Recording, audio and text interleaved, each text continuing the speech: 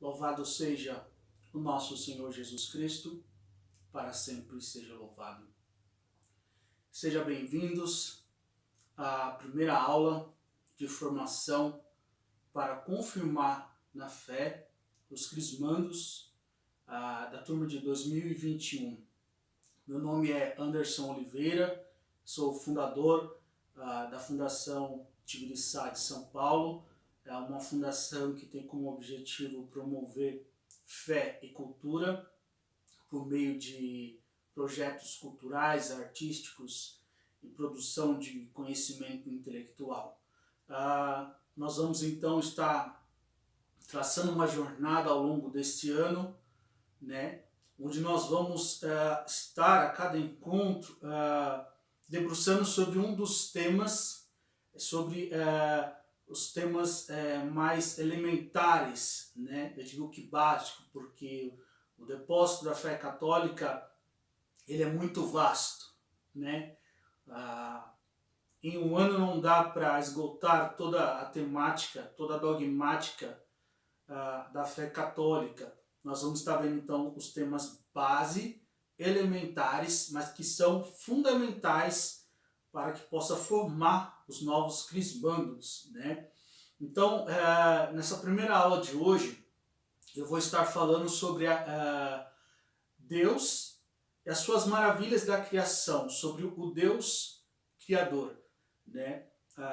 É claro que você pode estar se perguntando, mas para que entre no tema da criação de Deus, se faz necessário falar sobre a existência de Deus, né? Então esse é um tema também que será também, claro, evidentemente será abordado parte nessa aula e também com mais profundidade em outras aulas também. Mas se você quiser também deixar alguma sugestão de algum vídeo, de algum tema que você gostaria que eu gravasse, deixe o seu comentário. Eu já gostaria também de pedir a você para deixar o seu like.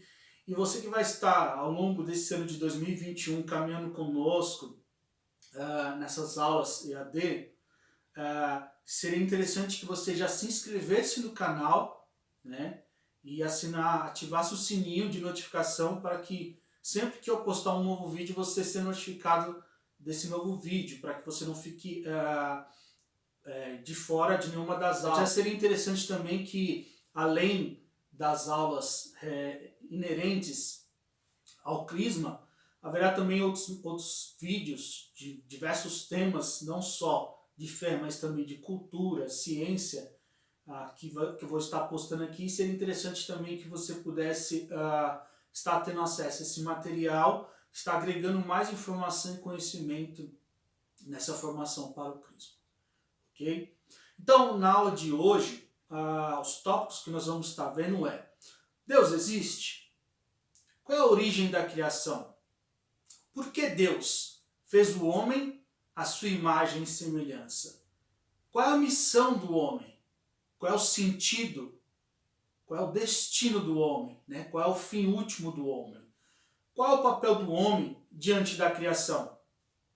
Existe harmonia entre fé e ciência? Por quê? De que modo a criação ela evolui? Então esses são os tópicos da aula de hoje.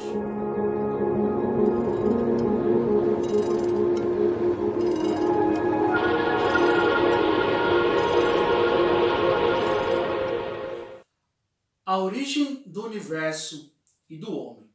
Então, desde que o homem parou para pensar, parou para refletir, desde que o homem fez a sua primeira indagação, a sua primeira pergunta, a questão que sempre veio à tona é: qual é a origem do universo e qual é a causa última de todas as realidades constituídas? Né? De onde nós viemos, para onde nós vamos? Né? De onde veio, para onde vai tudo o que existe? E nessa busca pelo conhecimento, nessa busca nessa busca para resposta a estas questões, o homem mergulhou em muitos saberes. No começo é o mito, né? E o que é o mito? No livro A História da Mitologia para Quem Tem Pressa, de Mark Daniels, vai introduzir a mitologia da seguinte forma. Ao longo de toda a existência humana, refletimos sobre as questões fundamentais da vida, da morte, da natureza e de nossos relacionamentos. Surpreendentemente, em todo o globo terrestre e durante um espaço de tempo extremamente longo, nossas respostas para essas indagações têm sido idênticas à criação de mitos. De vastas civilizações, as sociedades locais no mundo inteiro, todas criaram um rico catálogo de divindades, monstros e mitos que narraram a história de nossas origens, triunfos e desastres, agindo como ferramentas criativas para comunicar a mais importante lições de vida. A maioria das religiões e mitologias tem características-chave que apontam para uma das perguntas mais básicas que nós temos feito desde o começo de nosso desenvolvimento como espécie civilizada. Preocupações com a imortalidade, o nascimento, a astrologia e a natureza como um todo. Muitas vezes, nos voltamos para a natureza como fonte de inspiração para histórias que explicam o inexplicável, criando divindades a partir do sol, da lua, dos rios, do mar e das montanhas. Ao tentar extrair sentido do irrespondível, temos a tendência a nos subordinarmos a um poder maior, muito acima de nossa compreensão. Então, uma das primeiras formas que o homem encontrou para buscar respostas, para obter respostas à origem do homem e do universo, foi o mito. E o mito era uma imaginação, era um pensamento fictício da imaginação do homem. O homem olhava para a natureza e tentava encontrar na natureza um ser maior que ele mesmo, que fosse capaz de criar o universo e o homem. E aqui a gente já começa a ver alguns sinais de um pensamento, apesar de mitológico, racional. Ou seja, o homem está tentando buscar resposta para a criação do universo e do homem, partindo da contemplação da própria criação. Aqui nós vamos ver também em outros saberes. Então, depois do mito, veio a filosofia grega. Então, os grandes filósofos gregos, como Sócrates, Aristóteles, Platão, eles também vão buscar respostas para a origem do universo e do homem. Só que não agora mais da forma mitológica, né? Os grandes filósofos gregos eles vão fazer o uso da razão pura, que é a filosofia, né? Então, eles vão, assim como a exemplo de Aristóteles, né, que tinha sua teoria metafísica, ou seja, que o homem está além da matéria, ele tende para o que está além do material incorruptível, ele vai então criar um método de buscar então investigar todas as possíveis causas até chegar à causa última, né, de todas as realidades constituídas, né. É de Aristóteles a grande teoria do motor imóvel, né. O que é a teoria do motor imóvel? Aristóteles ele vai expor que tudo está em movimento, né, o universo, o homem, todos os reinos mineral, vegetal, animal, tudo está em movimento.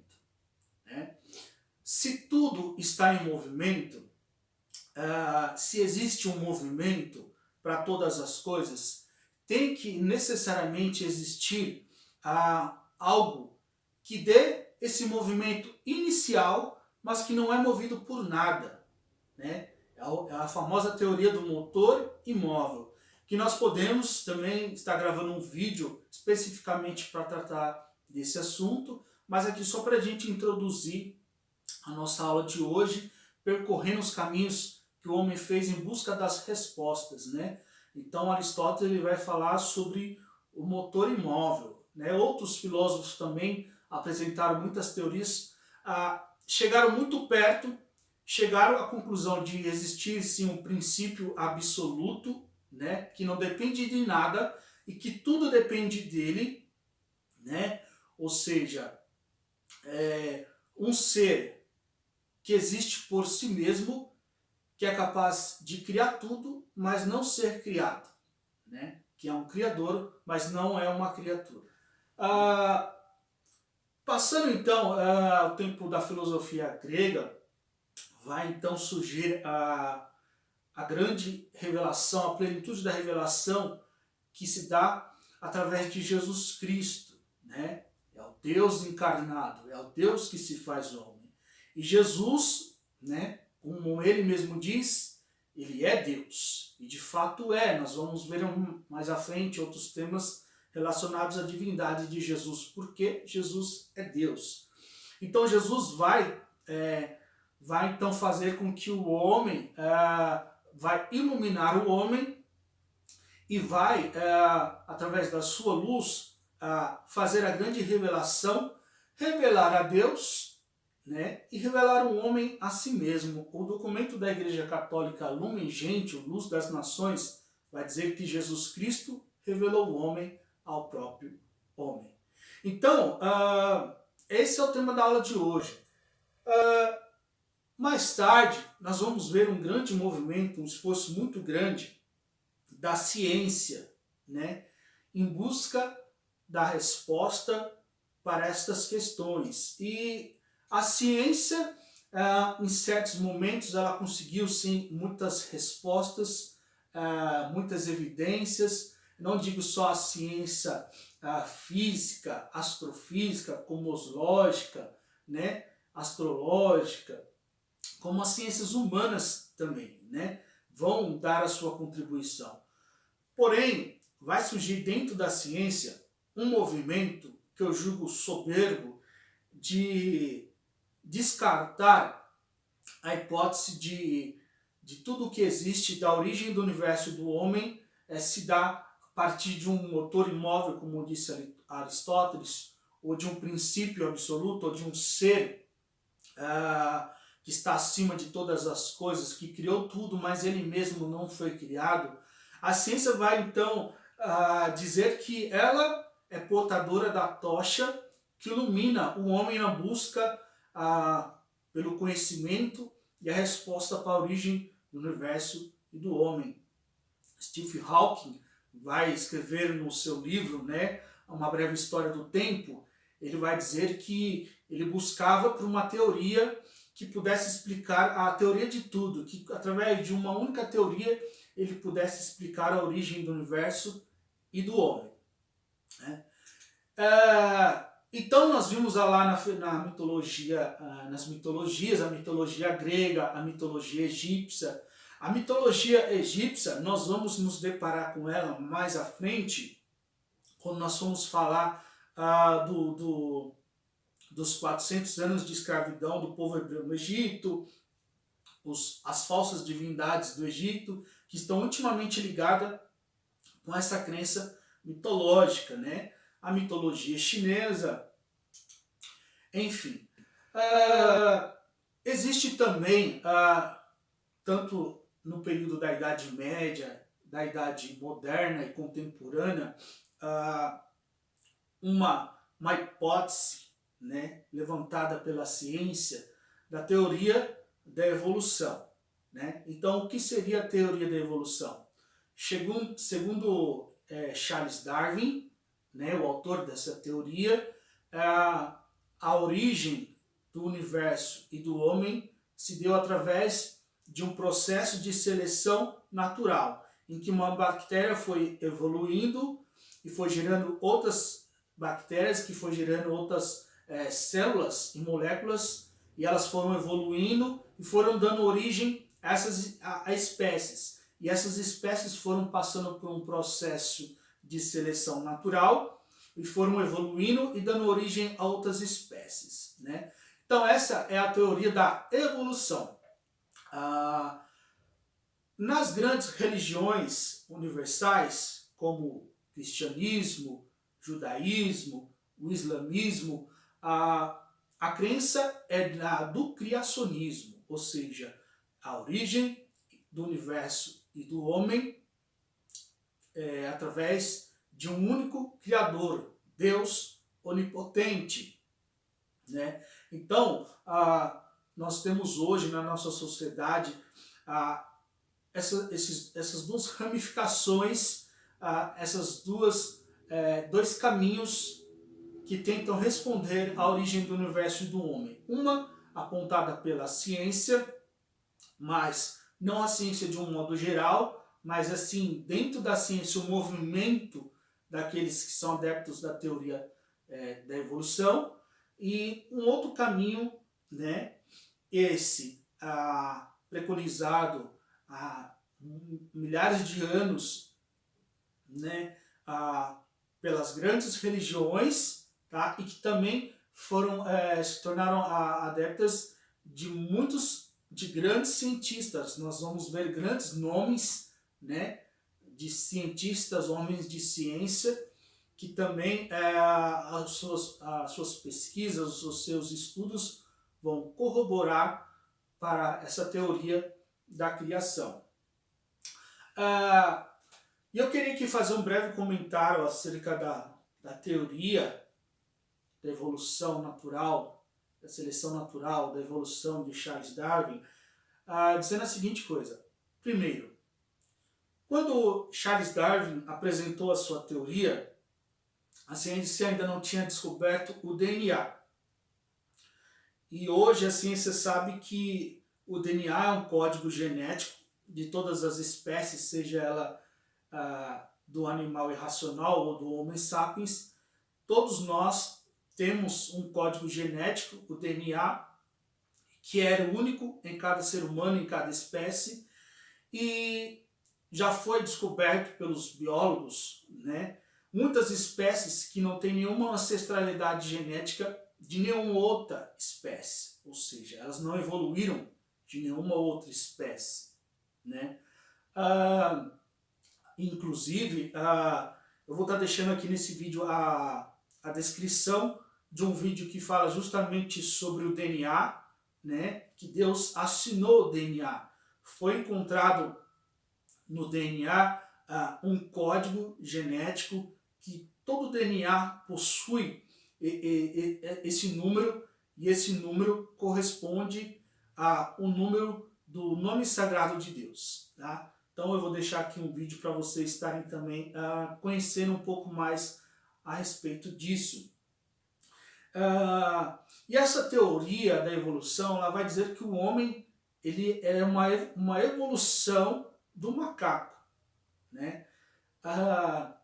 Um grande escritor, Ariano Suassuna, inclusive eu vou deixar também aqui na descrição um vídeo que ele vai falar sobre a teoria da evolução, e ele vai, né, com a sua brilhante mente, vai refutar essa teoria da evolução. Há também a experiência, né, que foi feita de Amala e Kamala, as meninas lobo, né? Então uma experiência muito fantástica que foi feita com meninas que foram criadas no meio dos lobos, e eu vou deixar também o texto aqui na descrição desse vídeo, o documentário sobre essa matéria, tá? Não dá para eu me aprofundar muito nesse vídeo para que ele não fique extenso, mas nessa experiência verificou-se que Amala e Kamala, essas duas meninas que foram criadas junto com os lobos, né, chegou a um dado momento da idade que elas evoluíram de uma maneira muito mais rápida, muito mais significativa, de uma maneira muito mais racional, né, e não dava para comparar com os lobos, com os animais, né, irracionais. Então essa é uma experiência que a ciência fez e serviu para refutar essa teoria de que o homem descende do macaco. Certa vez também, um cientista ele fez uma experiência com os chimpanzés. Os chimpanzés, na escala biológica, são as espécies que têm, né, uma linguagem programada instintiva mais alta, né? E colocaram os chimpanzés dentro de uma grande jaula e penduraram umas bananas e deixaram ali alguns objetos. E os macacos tentavam subir ali para pegar aquelas bananas e não conseguia. Até que, dado momento, um macaco ele teve um start, uma luz, né? E conseguiu pegar um caixote, colocar em cima do outro, empilhar no terceiro caixote, subir e alcançar a banana. Passado algum tempo, fizeram a mesma experiência com esse macaco. O que vocês acham que aconteceu? Que o macaco, no primeiro momento, foi lá, pegou os caixotes, empilhou e pegou a banana? Não. Passou algum tempo, esse chimpanzé teve novamente um insight. Ele pegou uma vara, um bambu, encaixou um outro, bateu no cacho de banana, derrubou e pegou. Passado algum tempo, fizeram a mesma experiência. E o que vocês acham que aconteceu? Que o macaco optou ou pelo caixote ou pelos bambus? Não. Ele esperou um longo tempo até ter novamente um insight e descobrir uma nova forma de alcançar aquela banana. Ou seja, o macaco ele não faz uso da razão, ele não é capaz de reproduzir um conhecimento, uma experiência do futuro, do passado, para sobressair a um desafio do futuro. É o que nós chamamos de cultura. O homem, quando ele descobre o fogo, ele começa então a dominar o fogo. E até hoje ele usa o fogo. Quando ele inventa a roda, ele consegue criar o carro. Né? Isso foi que deu a muitos impérios antigos, né, a vitória nos exércitos, né, principalmente os egípcios. Né? Então nós seres humanos somos seres racionais, fazemos uso da razão e usamos as nossas experiências passadas como cultura, como tecnologia, como saber para avançar diante dos nossos desafios. Saímos da selva para os grandes arranha-céus. Então fica evidente um abismo muito profundo entre o homem e o macaco. Então, nós vemos nas escolas, sejam elas nas instituições públicas ou particulares, nas grandes universidades e academias de ciência, preconizar a evolução, né? A teoria de Charles Darwin, a teoria da evolução. Né? Vimos a grande teoria do Big Bang, que daqui a pouco eu vou falar sobre ela, e é o que nós aprendemos na escola, né? Que a origem do universo e do homem, né, se deu a partir de uma grande evolução, ou de uma grande explosão, que é o Big Bang. Né? E agora eu estou aqui trazendo para você, talvez não seja novidade, de que a origem do universo e do homem se deu através da criação, de um Deus criador, de um ser absoluto, que não depende de nada, que tudo depende dele, de um motor imóvel que deu start a todo o movimento que existe no universo, mas ele mesmo não é movido por nada. Né? Então, nosso professor de ciência nos enganou? Claro que não. Eu mesmo, né, sou bacharelando em teologia, né, estou estudando bacharel em teologia, mas a minha primeira graduação é tecnologia da logística. Eu sou um homem de ciência, eu acredito na ciência, eu acredito que a ciência é um dom de Deus dado ao homem para conhecê-lo. A ciência é um dom que Deus deu ao homem para o homem, através, fazendo uso dessa ciência, chegar a evidências da existência de Deus. Afinal, qual é o objeto da ciência? O universo e o homem. A ciência ela estuda a causa última, mas a ciência não é capaz de criar nada. Né? Ela não é capaz de criar nada. O objeto da ciência é justamente a criação, o universo e o homem. Né? É indagando, é estudando, é investigando o universo e a vida que existe no universo, né? É sobre isso que a ciência se debruça e busca então a resposta para a origem do universo e do homem, né? A ciência explica como, teoria do Big Bang, mas não o porquê. Deus, para a sua glória e por causa do seu amor. Isso é uma frase de Zabot, da Universidade Federal de São Carlos. E a teoria do Big Bang? O que é a teoria do Big Bang? A teoria do Big Bang é uma teoria que diz que o universo surgiu a partir de uma grande explosão. E essa é uma teoria muito forte e eu gosto muito dela, já investiguei bastante essa teoria. E o que eu descobri é que em 1930, George Lemaitre, um padre jesuíta, propôs um modelo de universo sob o nome de hipótese de átomo primordial, ou ovo cósmico, o qual mais tarde ficou conhecido como Big Bang. Então, o físico, o cientista que apresentou pela primeira vez a teoria do Big Bang é um padre jesuíta, né? Aqui está uma foto dele, né? Ao lado de Albert Einstein, um grande cientista que também, filho de judeu, né? Vai dizer que quanto mais ele estudou a ciência, mais ele chegou à conclusão de que existe um ser inteligente que criou tudo, que esse grande universo não é obra do acaso, né?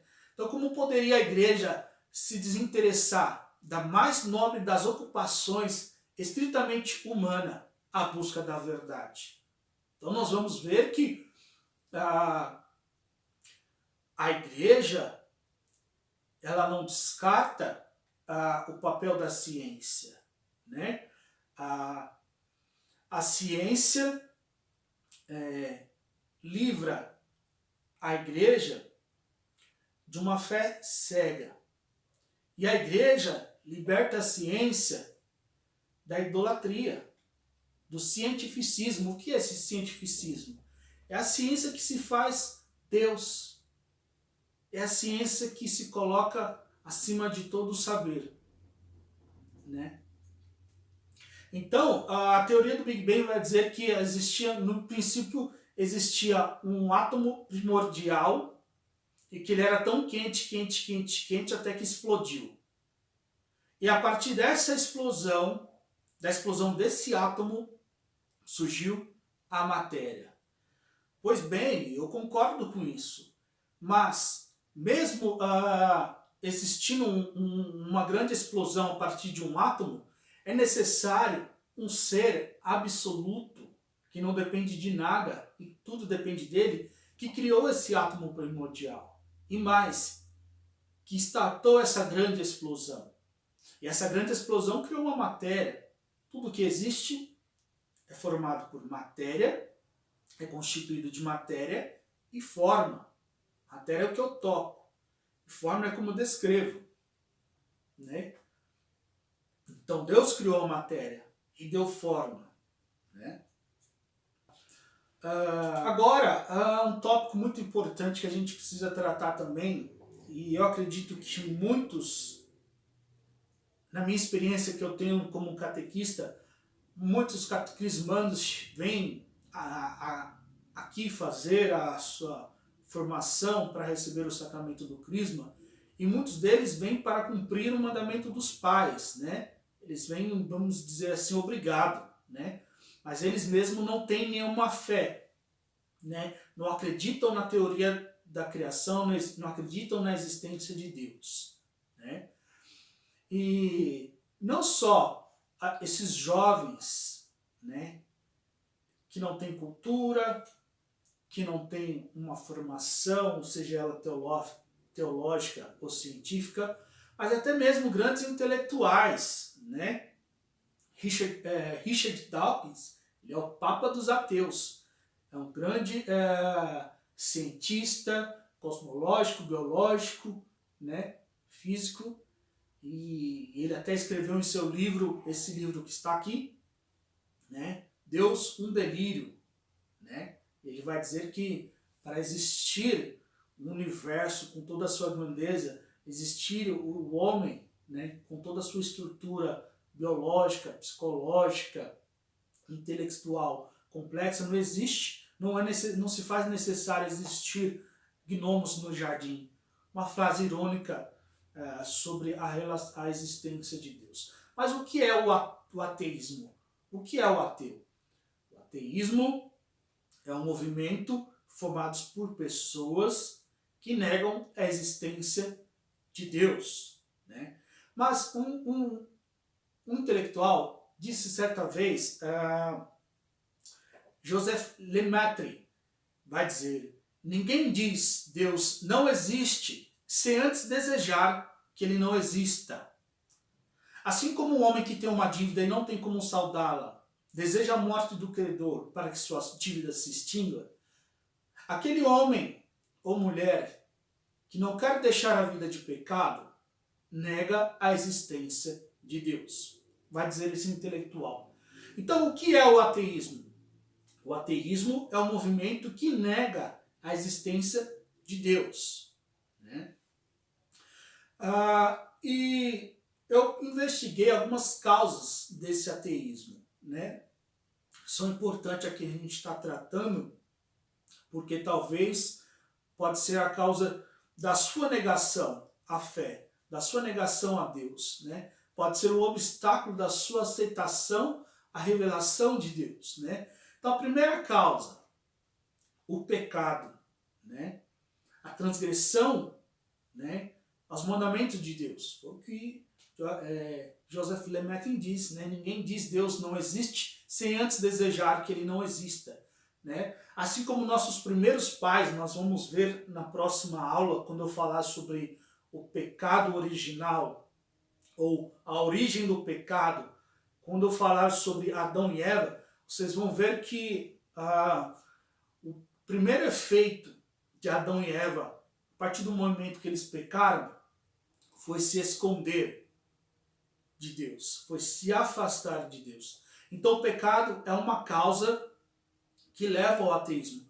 Quantas pessoas, padres, né, que eram homens de fé religiosos e hoje negam a existência de Deus?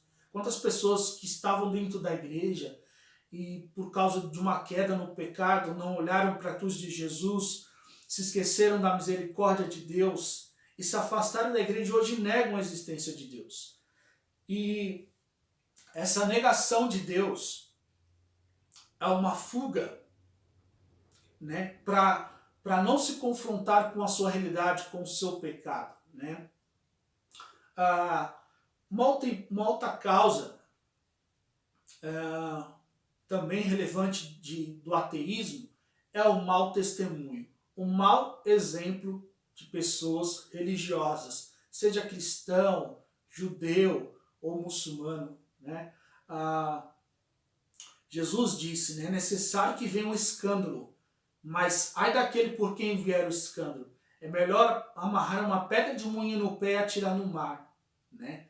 Ou seja, aquelas pessoas que professam a fé em Deus, mas não seguem os mandamentos de Deus, dão um mau testemunho diante da sociedade, até mesmo da igreja, isso causa escândalo, isso causa contradição, né? A pessoa, né, tem até um rapper, Rincon Sapiência, ele diz, né, nos cultos e missas adoram falar de amor, mas a macumba ele diz que chuta. Ou seja, Jesus, né, ele na última ceia, ele deixou aos seus discípulos um novo mandamento: amai-vos uns aos outros como eu vos amei, né? Se eu que sou vosso Senhor e Mestre, lavei vossos pés, fazei isso vós também, né? Jesus Cristo não veio para ser servido, mas para servir, né? Um grande líder, né, lidera a partir do exemplo, do bom testemunho. E o mau testemunho, o mau exemplo, o mau caráter de grandes líderes religiosos, de pessoas religiosas, tem afastado muitas pessoas de Deus, né?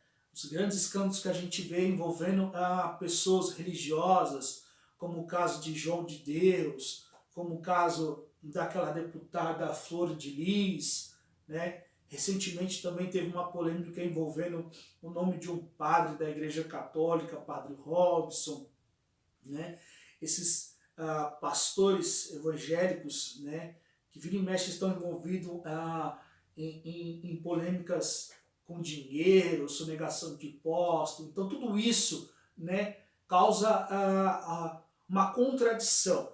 Né? As pessoas veem uma pessoa que diz que é de Deus, né, que prega a palavra de Deus, ela comete um ato e esse ato ele vai contra o que essa pessoa prega, vai contra o que o Deus dessa pessoa prega. E as pessoas questionam e por causa disso elas se afastam da igreja. Há uma terceira causa, é o cientificismo, que é o que eu já disse. O que é o cientificismo? É um movimento dentro da ciência, isso não é geral, tá? Mas é um movimento que nega a existência de Deus. É um movimento que diz que a ciência tem a tocha que ilumina a busca do homem pela origem do universo e do próprio homem. Né? Existe um matemático, físico e também teólogo, John Lennox, né? Ele vai escrever um livro, grande livro, e ele vai dizer: por que a ciência não consegue enterrar Deus? Ele é um homem de ciência, ele é um matemático.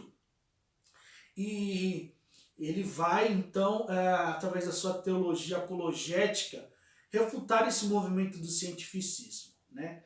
Agora, há uma terceira causa, e eu julgo que ela é a maior causa do ateísmo, é a existência do mal no mundo. Né? Existem pessoas religiosas que por causa do pecado se afastam de Deus. Existem pessoas religiosas que por causa do mau exemplo de outras pessoas religiosas se afastam de Deus. Né? Existem pessoas que não conhecem a religião, que não tiveram nenhuma experiência religiosa, mas são do meio acadêmico, do meio científico, e por desconhecer pela falta de experiência, né, se apegam a essa resposta, a esse movimento do cientificismo e negam a existência de Deus. Agora, existem pessoas que não tiveram nenhuma dessas causas de pecado, de mau testemunho ou de cientificismo, mas uma única causa, e eu digo que essa é a maior e a mais contraditória, a existência do mal. Né? Nós cristãos cremos que Deus é criador do universo e do homem. E que esse Deus criador é onipotente, ou seja, ele detém todo o poder, é o El Shaddai. Né? E aí surge uma questão: como conceber, como aceitar a existência do mal no mundo que tem como origem Deus, que é bom, que é amor? Como é contraditório, como nós podemos entender que no mundo que foi criado por Deus, que é amor, que é justiça, que é santidade, que é benignidade, né? Que é onipotente, ou seja, detém todo o poder, como pode existir no mundo que esse Deus criou o mal? E aí surge uma segunda questão. Das duas, uma. Ou Deus existe, é o criador do universo e do homem, mas ele não tem todo o poder, porque se tivesse acabava com o mal. Ou Deus é o criador do universo e do homem, ele detém sim todo o poder para acabar com o mal, mas ele não acaba com o mal porque ele não é tão amor assim. Tá vendo? A questão que se coloca é contraditório, né? Nós vemos no noticiário tanta miséria, tanta fome, tanta desigualdade, tanta injustiça, tanta corrupção, a doença, a peste, a pandemia, pessoas boas morrendo, pessoas justas morrendo, e pessoas más prosperando. E esse panorama, ele nos coloca em xeque sobre a existência de Deus, né? Ou Deus existe, e ele criou o universo e o homem,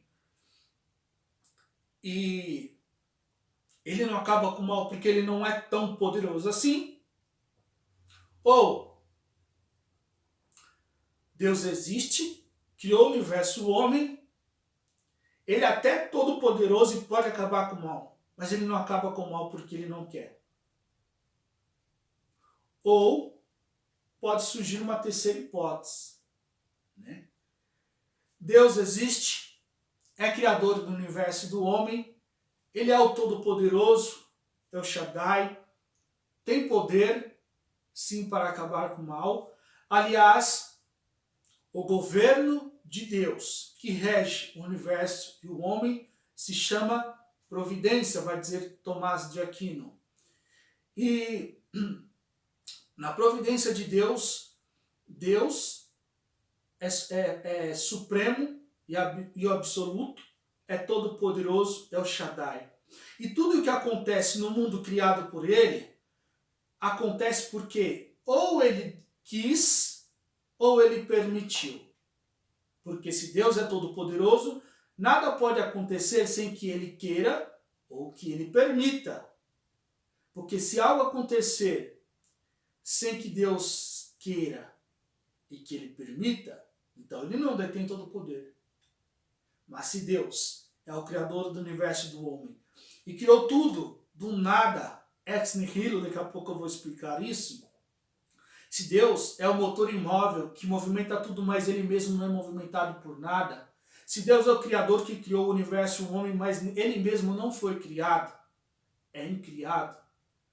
Se ele mesmo é um princípio absoluto que não depende de nada e que tudo depende dele, então ele é o Todo-Poderoso. Então tudo o que acontece ou é da sua vontade ou é da sua permissão. Logo, o mal que acontece no mundo, se acontece, não é da vontade de Deus, porque Deus é amor, mas ele permite. E por que Deus permite o mal no mundo? Essa é uma resposta que será dada na próxima aula. Tá? O que eu posso adiantar e aqui dar um exemplo muito prático que você pode puxar na sua memória, as experiências que você teve de vida, é que do mal Deus tira o bem. Deus não deseja o mal, porém ele permite. E Deus permite o mal para do mal tirar o bem. É claro que Deus não depende da existência do mal para ele fazer o bem. Porque o universo e o homem são coisas boas e foram feitas perfeitas. Nós vamos ver isso na próxima aula. Né? E de Deus só pode vir o bem. Né? Deus não criou o mal. Não foi Deus que implantou o mal no mundo. O mal é ato humano. Né? É coisa que eu faço, que você faz. Mas Deus permite.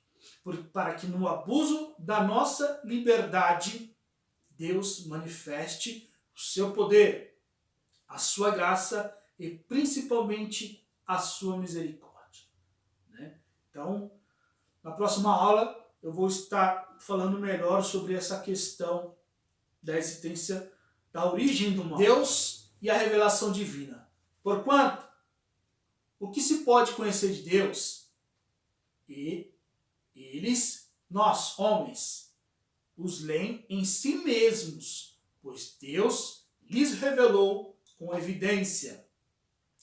Desde a criação do mundo, as perfeições invisíveis de Deus, o seu ser eterno, que não teve princípio e não há de ter fim, poder e divindade se tornam visíveis à inteligência por suas obras, de modo que não se pode recusar.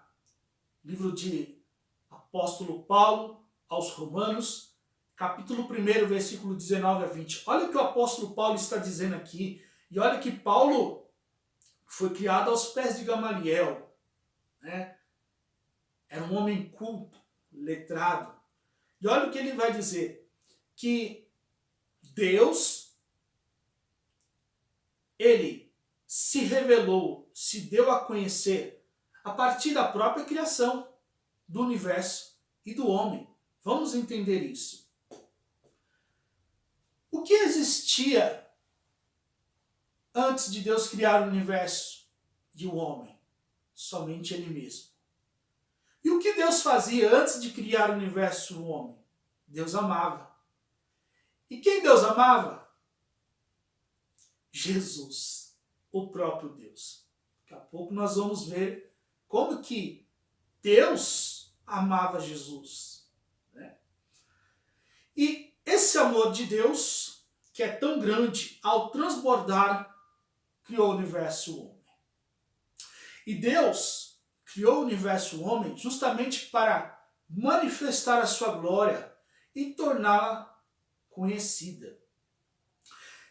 E para que a glória de Deus fosse conhecida através do universo e do homem, Deus vai fazer uma criatura capaz de conhecê-lo através justamente da criação, da via da contemplação. E é interessante porque nós já vemos esse movimento lá no mito. Nós vemos nas mitologias, né? Seja ela grega, egípcia, chinesa, né? Que o homem buscava resposta para a origem do universo e do homem justamente partindo da contemplação da criação.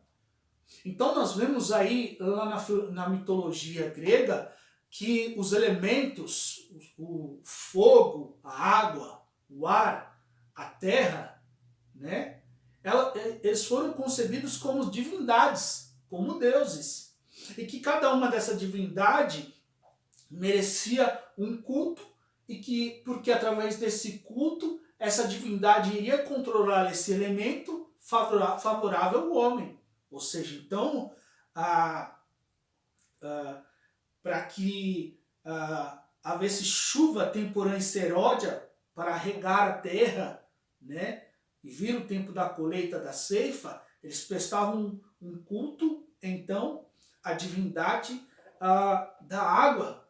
Né? Quando eles queriam que acalmasse a tempestade, eles prestavam um culto, né? Essa divindade que eles reconheciam como o vento, né? E para que a terra desse seu fruto, eles cultuavam a terra, né?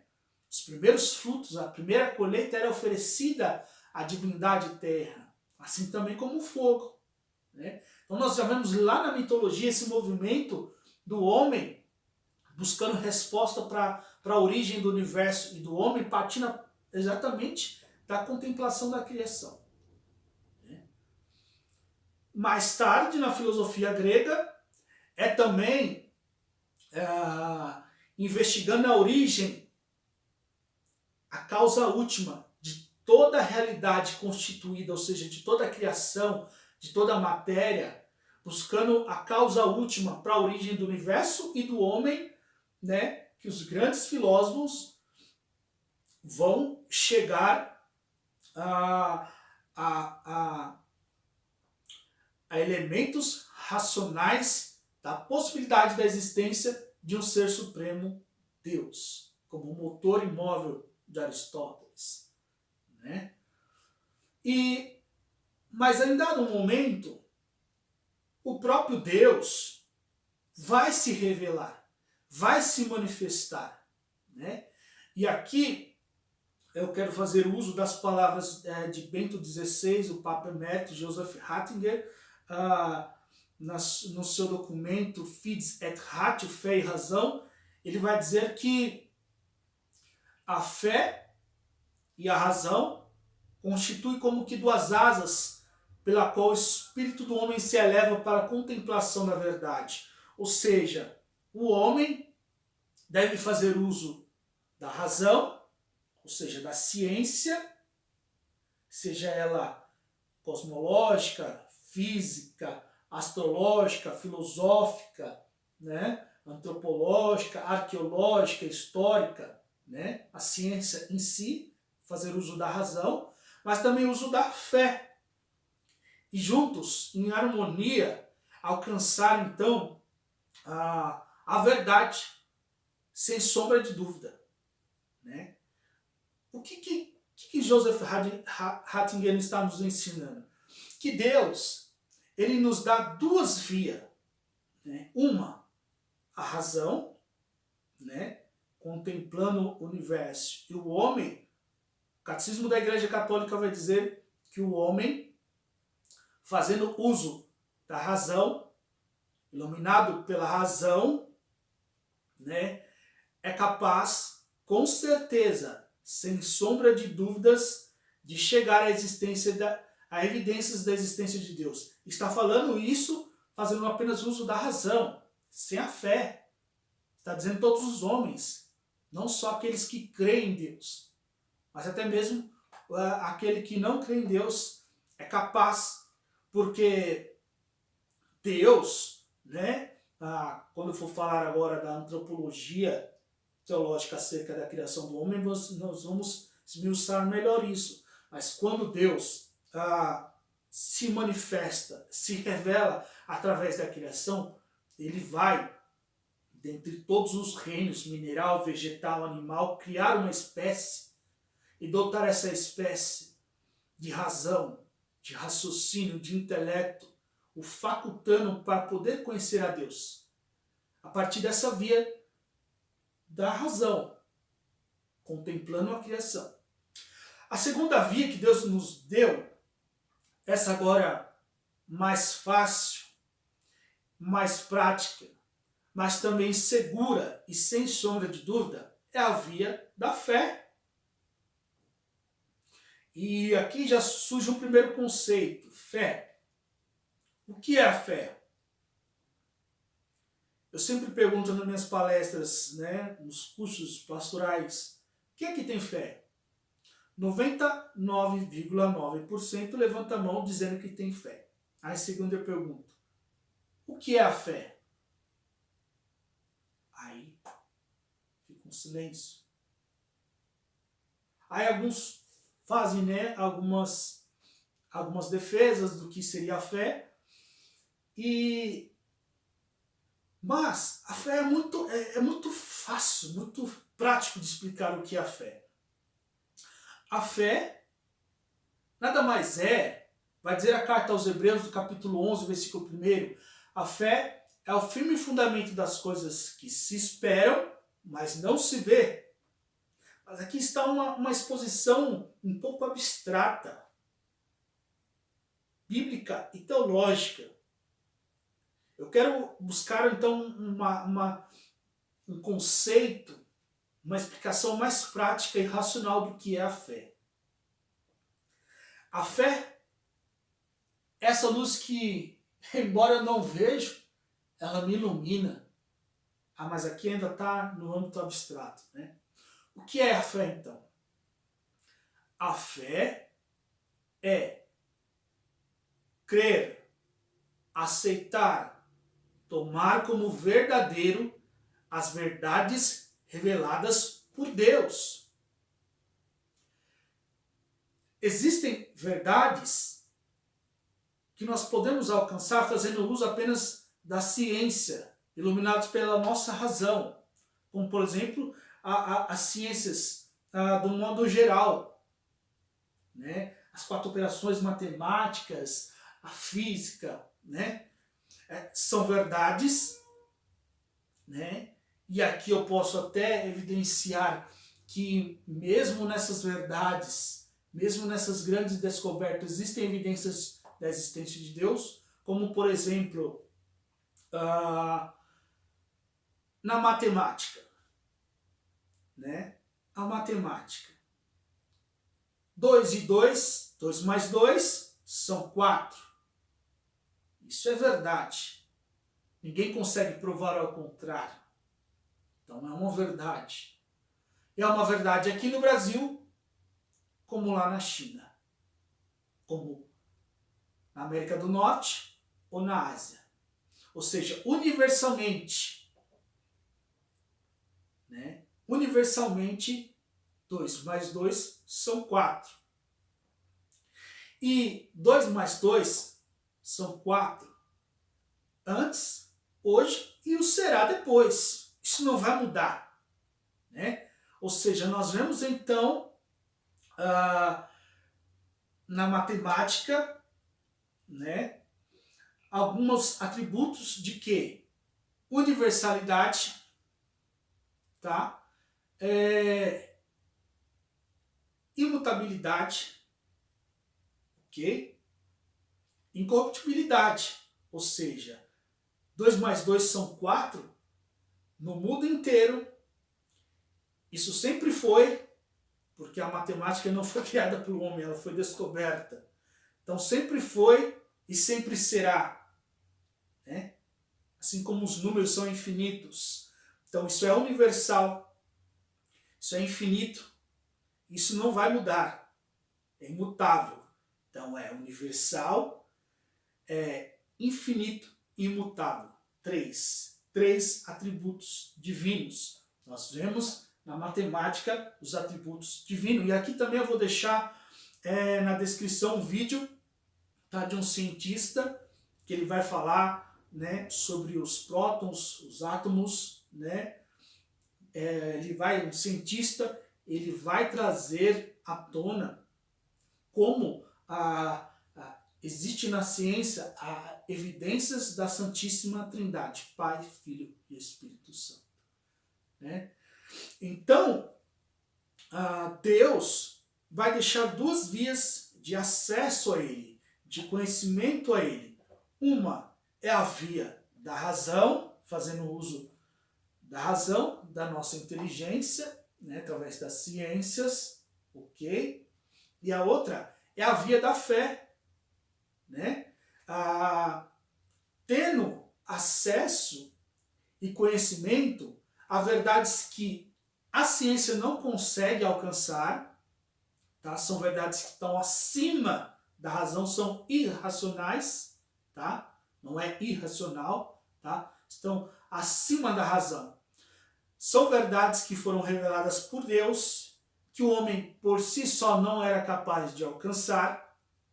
São verdades que a ciência não consegue provar, que nós não conseguimos testar, provar, partindo dos moldes da ciência, como, por exemplo, como pode uma virgem ser mãe e, sendo mãe, continuar virgem? De quem estou falando? É o dogma da virgindade perpétua de Nossa Senhora, da Imaculada Conceição de Maria, Santíssima Mãe de Jesus Cristo. Como pode Maria, sendo virgem, dar à luz a um filho e, dando à luz um filho, permanecer virgem? Aos moldes da ciência, isso é inconcebível, não tem como provar isso, né?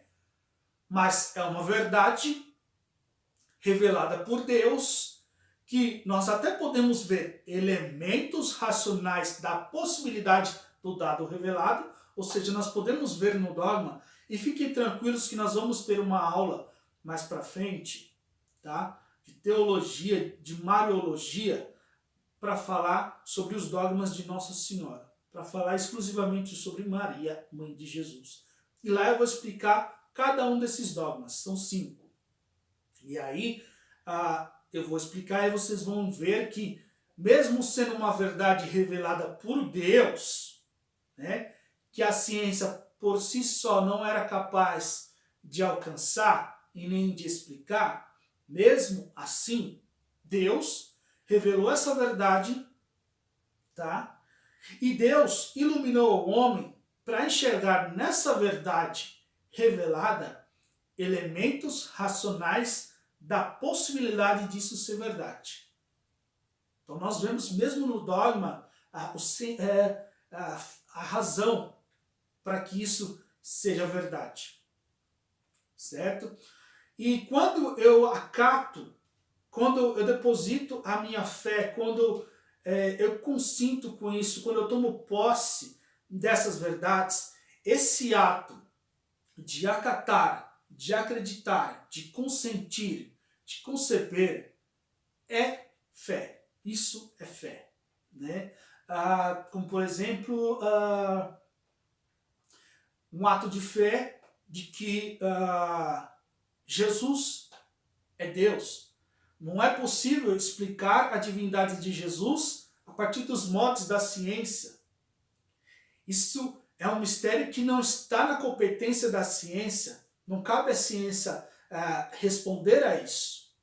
Ela não tem a competência para responder isso. Né? As ciências, tá? Como a arqueologia, a história, podem comprovar e corroborar que Jesus é um personagem histórico que, de fato, ele existiu, viveu nessa terra, pode até comprovar através de provas arqueológicas, historiográficas, né, de que ele existiu, que a sua morte se deu por morte de cruz, até alguns milagres que ele fez. Isso é possível a gente provar pela ciência, ciência da arqueologia, da história, da bibliologia. Nós podemos provar isso. Né? Nós temos Jerusalém é o Museu Assalberto. Né?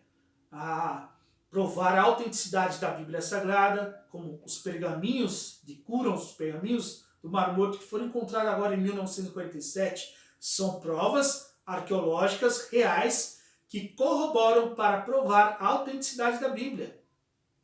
Né? E também vamos ter uma aula para falar só sobre a Bíblia. Mas voltando aqui, então fé é isso.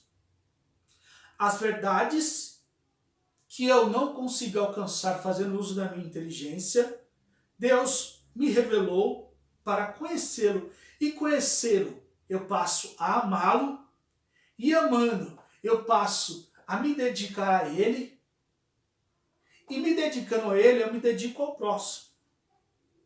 Essa é a dinâmica da pedagogia divina. Né? Deus se revela para que o homem o conheça, e o conhecendo o ame, e o amando o sirva, e servindo, sirva ao próximo. E quando o homem conhece a Deus, ele conhece a si mesmo. Porque se Deus é a origem do universo do homem, a origem do homem está em Deus. E conhecendo Deus, o homem conhece a sua origem. E ele descobre o seu sentido, a sua existência, o porquê nós estamos aqui, qual é o sentido da vida, qual é a razão de nós estamos aqui, qual é a nossa missão, qual é o nosso chamado. Um desconhecido famoso. E eu queria aqui, rapidamente, para que esse vídeo não se estenda, fazer uma analogia, uma alegoria com as artes, né? Para que vocês possam entender como Deus se revelou e como ele se revela até hoje. Né? Então, vocês estão vendo essa imagem aqui, é um dos quadros mais famosos, chamado A Mona Lisa. Foi pintado por Leonardo di Ser Piero da Vinci, que ele foi um polimata, nascido na Itália. Uma das figuras mais importantes do Alto Renascimento. E se destacou com essa obra, a Mona Lisa, né, que o notabilizou no mundo inteiro. E Da Vinci também pintou essa outra obra aqui, que se chama A Última Ceia, né, que foi o último ceder de Pêssah, a última refeição da Páscoa que Jesus celebrou, e nessa ocasião ele institui a Eucaristia antes de viver a sua paixão. E Leonardo da Vinci, ele é conhecido no mundo todo, mundialmente. Todo mundo já ouviu falar de Leonardo da Vinci. Todo mundo já viu a obra de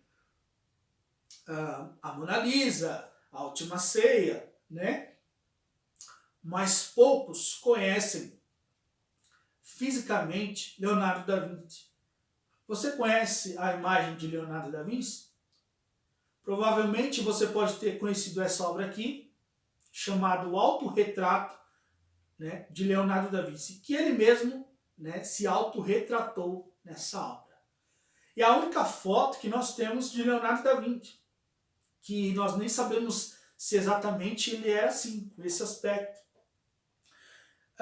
Mas, mesmo que a gente não conhece Leonardo da Vinci fisicamente, né, a sua fisionomia, né, ele é conhecido mundialmente através das suas obras.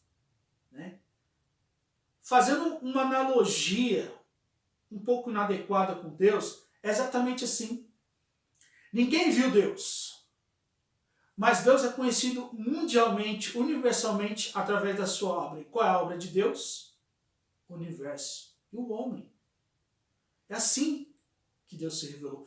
E assim como Leonardo da Vinci assinava, como todo artista ele assina, ele rubrica a sua obra, Deus assinou a sua obra, que é a criação do universo do homem. Deus é onipresente, ele está em toda parte. E tudo que Deus criou, ele assinou a sua obra. Por isso Deus é onipresente, porque ele está em tudo que ele criou. Não que tudo seja Deus, não que tudo seja divino, mas Deus, ao criar o homem, ele deixou no homem uma centelha de fé. Ele deixou no homem características, atributos, qualidades semelhantes a Deus. Daqui a pouco nós vamos ver na antropologia acerca da criação do homem. Então tudo que Deus fez, quando nós contemplamos a criação, o mar, quando nós contemplamos os astros, né, é interessante ver que o planeta Terra está a uma certa distância do Sol, e se ele se aproxima, ele torra. Mas se ele se afasta da distância que ele está, ele congela. Quem mantém essa distância assim, de maneira tão exata, tão perfeita, de modo que nós podemos sobreviver aqui na Terra? Quem gerou no ventre materno o feto e criou um cordão umbilical com 3 vias, 2 artérias, e cada uma delas passa o que é essencial para manter um feto no ventre da mãe por 9 meses. O acaso? Uma grande explosão? Possível. É Deus. O Deus Criador. Então agora eu vou estar falando sobre quem é Deus. Deus é incriado. No filme Deus Não Está Morto 1 e 2, eu vou deixar aqui também na descrição desse vídeo o link do filme, né? Vai haver um debate numa faculdade acerca da existência de Deus, né? E um dos pontos é: Deus é criador, Deus criou tudo, mas ele mesmo não foi criado. Por quê? Porque veja bem, se eu digo que Deus criou o universo, né? Ele é o criador do universo. E quem criou Deus? Outro Deus que está acima dele? Então ele não é Deus supremo, né? E se existe um outro Deus que está acima dele, que criou ele, ele criou o universo, quem criou esse outro Deus que está acima dele? Um outro Deus. Percebe que entra numa espiral ascendente, infinito? Isso não cabe. Então, necessariamente, tem que haver um Deus que não foi criado por ninguém, mas que criou tudo. Tem que haver um princípio absoluto, que não depende de nada, mas que tudo depende dele. Por isso que é refutável a mitologia, porque na mitologia existe um panteão de deuses, vários deuses, cada deus tem uma função, um deus derrota o outro, né? Um deus domina o outro, né? Um deus depende do outro. Então quer dizer, se existe essa condição, essa subordinação, essa inferioridade, nenhum deles é Deus. Porque são todos, e muitos deles até morrem, são prisionados, né? Como na mitologia grega, né? Zeus, Thor, Atenas, né? Então não cabe, né? Deus é criador, mas ele mesmo é incriado, não foi criado por nada. Por quê? Criar e aqui eu já entro no próximo tópico, depende de um princípio absoluto. Princípio absoluto. Deus criou tudo do nada. Ex nihilo. Ou seja, quando Deus criou o universo e o homem, antes de Deus criar o universo e o homem, não existia nada, só Ele mesmo. E Deus cria tudo, o universo e o homem, a partir do nada. Ainda que nós podemos fazer uso da teoria do Big Bang, do átomo primordial, Deus cria o átomo primordial que se expande e que explode e dá origem à matéria. E dessa matéria Deus cria as formas e cria todas as coisas. Nós, seres humanos, nós não criamos nada. Nós produzimos, inovamos, transformamos, mas não criamos nada. Porque criar é criar do nada. Né? E Deus criou tudo do nada a partir do quê? Daqui a pouco nós vamos entender isso. Só um exemplo aqui para ilustrar. Isso aqui é um controle de projetor a laser. E esse aqui é feito de plástico. O plástico é derivado do petróleo. Dentro tem alguns componentes de metais, né? Que é derivado do minério do ferro, né? Então, a empresa que produziu isso, que industrializou, ela não criou. Ela produziu, ela transformou a matéria, o petróleo, o minério de ferro, né? Em plástico, em metal e produziu isso aqui. Né? Ela não criou do nada o petróleo, o minério, o ferro, o carbono e produziu isso aqui. Então, só Deus cria, porque Ele cria do nada. Deus é alfa e ômega, princípio e fim. O que quer dizer esse termo que São João vai usar lá no livro do Apocalipse, o último livro da Bíblia Sagrada? Alfa e ômega são duas letras do alfabeto grego, que vocês estão vendo aqui. Alfa é a primeira letra do alfabeto grego. Ômega é a última letra do alfabeto grego. Essa expressão alfa e ômega quer dizer o quê? Que Deus é o princípio e o fim. Ou seja, a origem do universo do homem está em Deus. E o fim do universo do homem também está em Deus. Então a nossa origem e o nosso fim último é Deus. O nosso ponto de partida e o nosso ponto de chegada é Deus. E do nosso ponto de partida ao nosso ponto de chegada há um caminho a ser percorrido. Que caminho é esse? Vou falar na próxima. Fé e razão. Então, eu vou aqui rapidamente fazer uma ilustração para demonstrar como nós podemos buscar evidências da existência de Deus fazendo uso apenas da razão, tá? Partindo da via da razão. Então, aqui eu tenho o globo, tá? E é interessante notar, aqui vocês estão vendo o globo, o mapa mundi, né? É interessante notar que o mapa mundi, se você juntar os continentes, se encaixa como um quebra-cabeça, né? Isso corrobora com a revelação de Gênesis capítulo 1, que diz: E disse Deus, haja uma separação entre as águas e apareça o elemento árido, terra, ou seja, as águas ecoaram e apareceram os continentes. Isso é uma evidência, né, geográfica, científica, que corrobora com o relato bíblico da criação que está em Gênesis. Né?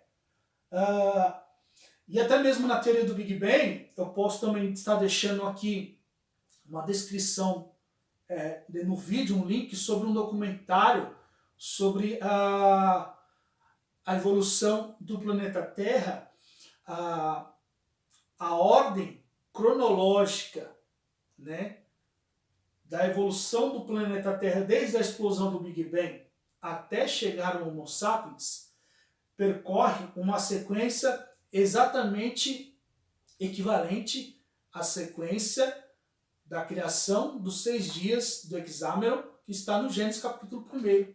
Né?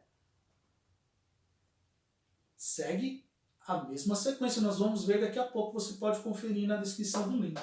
Então, com certeza você já ouviu falar da teoria de causa e efeito. A teoria de causa e efeito diz que para todo efeito existe uma causa. Ou seja, tudo que ocorre, todo efeito, todo fenômeno que existe, que se manifesta, para todo efeito existe uma causa. Existe um porquê. E entre o efeito e a causa, existe um índice. Ou seja, algo que indica qual é a causa de tal efeito, que é semelhante. Ok? Então vamos lá. Um exemplo, a chuva. Né? Então eu saio de casa, vejo o céu carregado de nuvens, o chão está molhado. Logo penso, puxa vida, hoje, né, está um tempo nublado. Vou levar minha capa de chuva. Ou quem anda de transporte público, meu guarda-chuva. Né? E aí você vê o quê? O céu carregado de nuvens, você vê que o chão está molhado. Né? Céu carregado de nuvens e chão molhado é um efeito. Certo? Que tem por trás uma causa. Qual é? A chuva. E qual é o índice entre o efeito e a causa? É justamente a água. O que é a chuva? Não é a água que entrou em processo de vapor e subiu. Quando chegou lá em cima, sobrecarregou, pesou, caiu, precipitou em chuva. Então, a chuva nada mais é a água que subiu em forma de vapor. Percebe que entre o efeito e a causa existe um índice que é semelhante? Né? O efeito de nuvens carregadas e chão molhado tem como causa chuva. Eu vejo fumaça. Eu sinto cheiro de queimado. Né? E tempos atrás nós tivemos uma experiência aí de queimadas que aconteceram aí a muitos quilômetros de distância do estado de São Paulo, e às 3 horas da tarde parecia que era 7 horas da noite. Né? Depois se descobriu que aquela escuridão, aquele efeito de escuridão às 15 horas da tarde, tinha como causa o quê? Fogo, queimadas. Né? Então eu tenho aqui como efeito fumaça e cheiro de queimado. Fumaça e cheiro de queimado é um efeito que tem por trás uma causa. Qual é? Fogo. Onde há fogo, há fumaça. E o índice são semelhantes. O que é a fumaça? A fumaça não é a queima de um material fóssil, a combustão de um material fóssil. A mãe percebe que a criança ela está quente. Está com uma temperatura elevada. Ela está com febre. A febre é um efeito, aumento da temperatura. Né? A febre é um efeito. E ela tem por trás uma causa. Qual é? A enfermidade, uma infecção. A febre nada mais é do que um dispositivo no organismo humano que alerta a mãe o quê? Mãe, essa criança tem uma enfermidade, ela tem alguma infecção. Né? Esse aumento de temperatura, né, é como um pisca-alerta para a mãe de que existe uma enfermidade ali. Então, febre é um efeito que tem por trás uma causa. Qual é? A enfermidade. Né? A temperatura em si não é a enfermidade. Ela é o efeito da enfermidade. Né? Percebe o índice? Agora,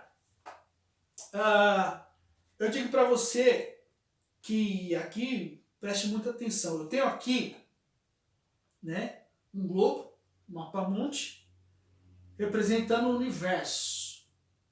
Tá? O universo com bilhões de galáxias, dentre eles o planeta Terra, com todos os continentes, com os seus trilhões de habitantes. esses habitantes de todo o reino mineral, vegetal, animal, Homo sapiens, com toda a sua estrutura biológica, intelectual, espiritual, complexa. Então, aqui eu tenho um efeito. Qual é o efeito? Criação. Universo, o homem. E mesmo que ele esteja em evolução, eu acredito, eu concordo com isso, nós estamos evoluindo, né? Alguns homens regridem, se rebaixam ao nível dos animais, né? Mas nós estamos evoluindo, saímos da selva para os arranha-céus. Então, embora nós estejamos evoluindo, existe sim uma evolução da espécie. Essa evolução precisa de um começo, porque tudo que evolui precisa de um início, precisa de um princípio absoluto, Deus. Ou seja, então aqui eu tenho no efeito criação, universo e o homem. Se o efeito é criação, eu só posso ter na causa um Criador, Deus. Viu? E aqui eu não fiz uso da fé. Eu não fiz nenhuma reflexão teológica especulativa. Eu fiz uma reflexão racional. Fiz uso da razão. Então, essa é uma das formas de mostrar evidências da existência de Deus. Assim como o motor imóvel de Aristóteles, como as 5 vias de Tomás de Aquino, entre outras formas, outros métodos também. Então agora, propriamente dito, nós vamos ver a obra dos 6 dias, o Hexámeno, né? Então lá no livro do Gênesis, primeiro livro da Bíblia, né? Essa palavra Gênesis, ela vem do grego, que quer dizer origem, porque esse livro ele trata justamente da origem do universo e do homem, tá? Mas o nome original desse livro é Bereshit, o hebraico, tá? E Bereshit quer dizer princípio, por quê? Na tradição hebraica, quando Moisés escreveu os 5 primeiros livros da Bíblia, né? Conhecido também como Torá, no hebraico, e Pentateuco, no grego, né? Quando Moisés escreveu esses 5 primeiros livros, o critério que ele usou para definir o nome do livro é a primeira palavra, o primeiro substantivo da primeira frase, do primeiro versículo será o nome do livro. Então, quando nós lemos Gênesis capítulo 1, versículo 1, diz o quê? No princípio, criou Deus o céu e a terra. Então, qual é o primeiro substantivo aí? Princípio. Por isso, Bereshit. Tá? Então, no livro do Gênesis, capítulo 1, versículo 1, diz assim, no princípio, criou Deus o céu e a terra. E a terra era vazia e sem forma. E Deus disse, haja luz, e houve luz. Qual foi a primeira coisa que Deus fez? A luz. Muitos se confundem e dizem a primeira coisa que Deus fez foi o céu e a terra. Não. O primeiro versículo é um resumo de toda a criação. No princípio, criou Deus o céu e a terra, ou seja, as criaturas celestes, invisíveis, e as criaturas terrenas, visíveis. É um resumo de toda a criação. Aí, em seguida, ele diz o quê? No princípio criou Deus o céu e a terra era vazia e sem forma. As trevas cobriam o abismo e o Espírito de Deus pairava sobre as águas. Quem apareceu aqui? O Espírito de Deus. Então aqui já aparece a figura de quem? Do Espírito Santo. E depois nós vamos entender por quê. Em todo o Antigo Testamento cita por Espírito de Deus e não Espírito Santo. E só no Novo Testamento nós vamos ver então citar Espírito Santo. Por quê? Esses termos diferentes. Mas aqui já aparece o Espírito Santo, né? E disse Deus, haja luz, e houve luz. E foi a tarde, depois a manhã, primeiro dia. Então, o primeiro dia, a primeira coisa que Deus fez foi a luz. No hebraico, or. E aqui é um mistério fantástico. Mais para frente eu vou contar para vocês. Se eu entrar nesse mistério agora, vai confundir a mente de vocês, é muito profundo. Vamos com calma. Então, a primeira coisa que Deus fez foi a luz. Né? E aí, no segundo dia, Deus criou os céus. No terceiro dia, Deus criou a terra e o mar. Isso está corroborando, né, com a teoria da evolução do planeta Terra. Né? Então, no terceiro dia, Deus criou os oceanos, os continentes e a vegetação.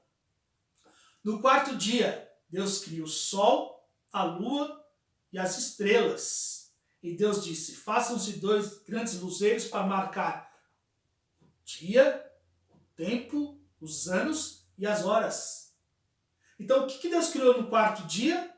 Além dos astros, o sol, a lua e as estrelas, o que Deus criou? O tempo. Ou seja, o tempo só foi criado no quarto dia. O tempo só começou a ser contado no quarto dia. Mas, Anderson, está dizendo que no primeiro dia Deus criou a luz, que no segundo dia Deus criou o céu, no terceiro dia Ele criou a terra. Como assim? Só no quarto dia que começa a contar o tempo? Veja bem, para Deus, um dia são como 1000 anos e 1000 anos são como um dia. O primeiro dia, o segundo dia, o terceiro dia, o quarto dia, não é necessariamente um dia de 24 horas como é nos dias de hoje. Tá? Então, esse primeiro dia que Deus criou a luz pode ser bilhões de anos, como pode ser 24 horas. Gênesis não deixa claro isso, mas o tempo só começou a ser contado no quarto dia. No quinto dia, Deus criou os peixes do mar, as aves do céu. No sexto dia, Deus criou os animais e criou o homem. E aqui entra o ponto fundamental dessa aula, né? A criação do homem. Livro do Gênesis, capítulo 1, versículo 26, Deus disse, façamos o homem à nossa imagem e semelhança. Imago-Dei. Né? E veja que essa ordem de criação ela está no plural. Façamos o homem à nossa imagem e semelhança. Ela não está no singular. Faça o homem à minha imagem e semelhança. Mas então, se essa ordem de Deus para criar o homem à sua imagem e semelhança ela está no plural, é evidente que havia um diálogo entre Deus e quem? Nós já vimos que apareceu o Espírito Santo. Mas que o Espírito pairava sobre as águas. Parece como um voo rasteiro de uma águia. Como se o Espírito estivesse supervisionando para que tudo fosse criado conforme a vontade de Deus. Aqui é a primeira evidência da existência da Santíssima Trindade. Deus Pai, Criador do universo e do homem, Deus Filho Redentor da humanidade e Deus Espírito Santo Santificador. Não são 3 deuses como na mitologia grega. Não é um panteão de deuses. É um único Deus, mas manifesto, revelado em 3 pessoas, Pai, Filho e Espírito. O Pai está no Filho e no Espírito, o Filho está no Pai e no Espírito, o Espírito está no Pai e no Filho. As 3 pessoas, as 3 manifestações, é um único Deus. É uma única e mesma divindade. Né? E então, o Pai diz ao Filho no Espírito, né? Façamos o homem à nossa imagem e semelhança. E aqui, antes de explicar como o homem é imagem e semelhança de Deus, eu quero trabalhar com vocês uma linha de raciocínio teológica para deixar isso mais claro, como que Jesus já existia antes de criar o universo e o homem. Se Jesus é Deus, Então, ele não pode ser criatura, ele é criado. Se ele é o alfa, o ômega, ele existe antes de todos os séculos. Então, antes de Deus criar o universo e o homem, Jesus já existia com o Pai. Porque Deus é Pai desde sempre. E para que Deus seja Pai desde sempre, é necessário que haja o Filho desde sempre. Portanto, Jesus é Deus com o Pai desde sempre. E o Espírito. Vamos ver nas Sagradas Escrituras. Então, o livro do Gênesis, capítulo 1, versículo 1, diz assim: no princípio, Deus criou o céu e a terra. A terra estava sem forma e vazia. As trevas cobriam um abismo. E o Espírito de Deus parava sobre as águas. Então, nós vimos aqui, no princípio, Deus criou o céu e a terra. Mas princípio aqui não é um termo relacionado a tempo, a temporalidade. Não é um termo relacionado a espaço. Não é um termo relacionado à data. Quando Deus criou o universo e o homem. A palavra princípio aqui é um termo relacionado a uma pessoa. Né? A uma pessoa. Por quê? Porque o tempo só começou a ser contado no 4º dia. A palavra princípio quer dizer uma pessoa pela qual Deus criou o universo e o homem, o céu e a terra. No princípio, Deus criou o céu e a terra. Quem é o princípio? Evangelho de João, capítulo 1, versículo 1. E não é coincidência, é revelação. É verdade que Deus revela que as ciências humanas não eram capazes de conceber. Evangelho de João, capítulo 1, versículo 1, prólogo do Evangelho de João. No princípio era o Verbo. Então João está dizendo que no princípio, que o princípio era o Verbo. Quem é o Verbo? No princípio era o Verbo. E o Verbo estava junto de Deus. Está vendo? O princípio era o Verbo. E o Verbo estava junto de Deus. Mas o Verbo também é Deus. Diz aqui. Tudo foi feito por Ele. Pelo princípio, que é o Verbo. Nele havia vida. E a vida era a luz dos homens. A luz resplandece nas trevas. E as trevas não compreenderam. Houve um homem enviado por Deus que se chama João. Este veio como testemunho, para dar testemunho da luz, a fim de que todos crescem por meio dele. Não era ele, João, a luz, mas veio para dar testemunho da luz. O Verbo era a verdadeira luz, que vindo ao mundo ilumina todo o homem. Agora, olha só, no versículo 14, a cartada final, a revelação plena. E o Verbo se fez carne e habitou entre nós. Verbum carum facto est. O Verbo se fez carne e habitou entre nós. Então, aqui, Deus revela que no princípio Deus criou o céu e a terra. E princípio não é temporalidade, não é tempo, não é data. Princípio é uma pessoa. Que Deus revela a João que princípio é o Verbo.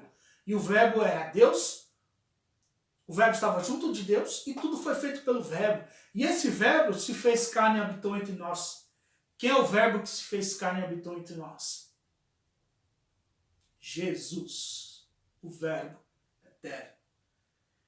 E olha que interessante que a palavra verbo no latim é palavra. Verbo na língua portuguesa é ação. Não foi pela palavra que Deus chamou à existência todas as coisas? Do nada. Não foi pela palavra a ação criadora de Deus? E disse Deus, haja luz. E houve luz. E disse Deus, haja separação entre as águas e pareça a porção seca. Percebem? É através da palavra, que é o Verbo, e verbo é ação. E nós já sabemos que esse verbo é o princípio pelo qual Deus criou o céu e a terra. Ou seja, o princípio é o verbo, e o verbo é a palavra de Deus, a ação criadora pela qual Deus chamou a existência do nada todas as coisas, inclusive e principalmente o homem. E aqui nós conseguimos obter a resposta para qual é o verdadeiro sentido da vida, qual a origem do homem, o universo, qual a origem do universo do homem, Deus. Qual é o sentido da vida? Por que nós estamos aqui? Para onde nós vamos? Viemos de Deus e vamos para Deus. Qual é a razão de nós existirmos? Qual é a nossa missão? Conhecer, amar e servir a Deus. Essa é a missão do homem. Conhecer, amar e servir a Deus. Qual é o sentido da vida? Em significado e direção? Bom, se a nossa origem é Deus, e o nosso fim último, nosso destino é Deus, se o nosso ponto de partida e o nosso ponto de chegada é Deus, existe um caminho da nossa origem ao nosso destino final. Esse caminho só tem um sentido. Esse caminho é uma pessoa, Jesus Cristo. O caminho, a verdade e a vida. Ele disse, eu sou o caminho, a verdade e a vida. Ninguém vai ao Pai senão por mim. Então, nós viemos de Deus, que nos chamou à existência do nada através de Jesus. E quando nós morremos, nossa alma se elevará a Deus, prestará conta a Deus. Então, do nosso ponto de partida ao nosso ponto de chegada, existe um caminho que é Jesus Cristo. Só Jesus nos conduz a Deus. Só Jesus nos dá o sentido da vida plena até Deus. E como nós vamos percorrer esse caminho, são cenas do próximo capítulo. Então nós vimos aqui que Deus criou tudo através de Jesus Cristo.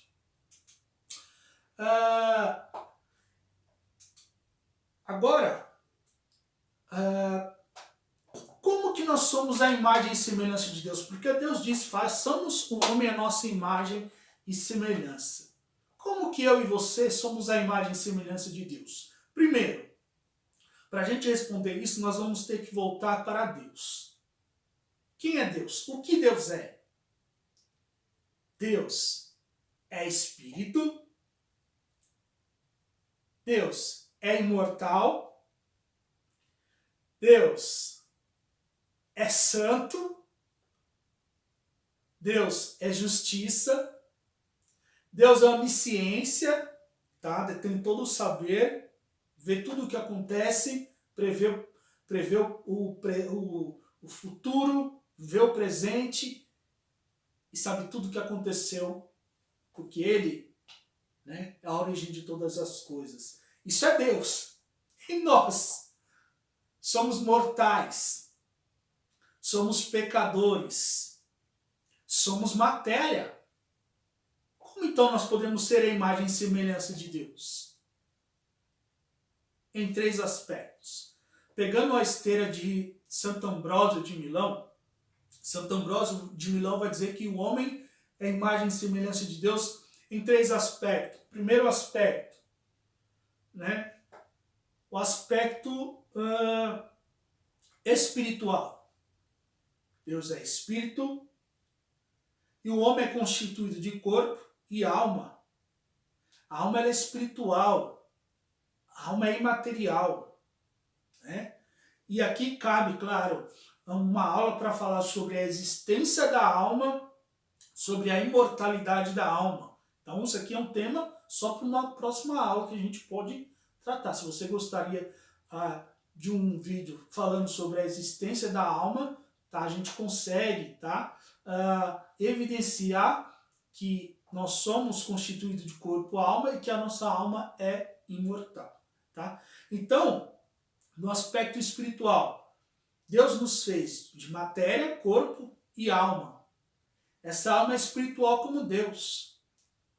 E essa alma também é imortal como Deus é imortal. Nossa matéria perece, mas a nossa alma é imortal. É como uma enciclopédia que tem muito conhecimento, muita informação ali. Se eu ponho fogo nessa enciclopédia e consigo canalizar essa fumaça para dentro de um balão, de um tubo, eu vou conseguir reter aquela enciclopédia em fumaça. Eu não consigo mais pegar ela. Se eu tirar ela desse tubo, ela evapora. Eu não consigo juntá-la, mas ainda assim ela continua a existir. É como a gente. A nossa alma, a nossa matéria perece, mas a nossa alma, com tudo que a gente fez ao longo da nossa vida, ela permanece eternamente. É por isso que é cabível, é passível de nós sermos julgados todas as nossas obras boas e más logo após a morte, logo após a separação do corpo e da alma. Então, no aspecto espiritual, nós somos a imagem e semelhança de Deus, porque Deus nos fez corpo e alma. Essa alma é espiritual como Deus e imortal como Deus. Somos semelhantes a Deus no aspecto intelectual. Dentre todas as criaturas que Deus fez, o Homo sapiens, né, foi dotado por Deus de razão, inteligência e livre arbítrio. Depois é um tema polêmico que nós podemos falar futuramente. Tá? Então, nessa alma, Deus colocou a faculdade do intelecto. Tá? A razão, nós fazemos uso da razão, e nós temos o livre-arbítrio, que é a capacidade de decidir por nossos atos, fazer o bem ou o mal. Tá? E aqui ainda entra, né, o homem com a sua estrutura biológica, né, o cérebro, a imaginação, a memória, né, que é algo que está dentro do aspecto biológico, mas está intimamente relacionado com o aspecto espiritual da alma, né, com o intelecto. Né? E também nós somos a imagem e semelhança de Deus no aspecto biológico, físico e material. Porque nós somos também matéria. Né? Se Deus nos fez a imagem e semelhança dele, nós somos constituídos de corpo e alma, há de haver em nosso corpo algo semelhante a Deus. Ou então seríamos incompletos. E como o homem é semelhante a Deus no aspecto biológico? Jesus. Jesus é Deus. Jesus é Deus de Deus, luz da luz. Jesus é o Deus encarnado, é o Deus que se materializa e se materializa na pessoa humana. Quando Deus veio nos visitar, quando Deus, né, Jesus Cristo Emmanuel, é Deus conosco, e o nome Yeshua, Jesus, Yeshua em hebraico, quer dizer Deus salva. Jesus é Deus salva, Jesus é Deus encarnado. Quando Deus veio nos visitar, Deus não veio no aspecto vegetal, nem mineral, nem de um animal irracional, mas sim no aspecto humano. Deus se fez homem. E como vai dizer ali no Ingênio, Jesus revelou o homem ao próprio homem. Jesus se fez como um de nós. A carta aos Hebreus diz que Jesus era semelhante a nós em tudo, com exceção do pecado. No nosso aspecto físico, biológico e material, Jesus foi semelhante a nós em tudo. Passou fome, frio, angústia, medo, decepções, alegria, né? Amor. Então, aqui nós já podemos ver também o que é fundamental aqui nessa aula de hoje. O homem foi feito à imagem e semelhança de Deus. E Deus amou tanto o homem, que fez ele por último. Depois que Deus fez tudo, Deus fez o homem. Por que Deus fez o homem por último? Porque Deus queria colocar à disposição do homem tudo o que ele havia feito. Então nós já podemos ver como nós somos, dentre todas as criaturas que existem, uma criatura muito especial para Deus. E que Deus nos ama com amor inefável. De modo que ele nos fez por último para nos colocar à disposição tudo o que ele fez. Ele disse a Adão, frutificai-vos e multiplicai-vos, Eu dou tudo para vocês de comer, só não toquem no fruto da árvore, da ciência do bem e do mal. Tudo eu te dou por alimento, multiplicais e frutificais. Então, Deus nos criou a sua imagem e semelhança. Tem todas as criaturas. Deus nos fez por último e nos proveu tudo de graça. Deus nos ama que nos fez a sua imagem e semelhança, nos dando a faculdade do intelecto, nos dando uma alma espiritual capaz de ter comunhão com Deus, de se relacionar com Deus, de buscar a Deus, de ter uma experiência mística com Deus. Deus nos fez a sua imagem e semelhança e revelou isso no rosto de Jesus Cristo. Nos fez com essa estrutura biológica tão maravilhosa, né? O homem domina toda a espécie, né?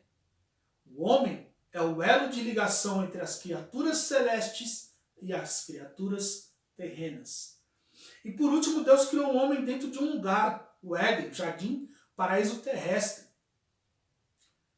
O paraíso terrestre é um símbolo da casa de Deus. Com quem você convive no seu lar? Com as pessoas que você ama. Quando Deus colocou Adão no Éden, Ele estava revelando justamente isso. Te chamo para o meu convívio, para fazer parte da minha família. Por isso que Deus é Pai. Porque Ele nos fez seus filhos. Né? Então,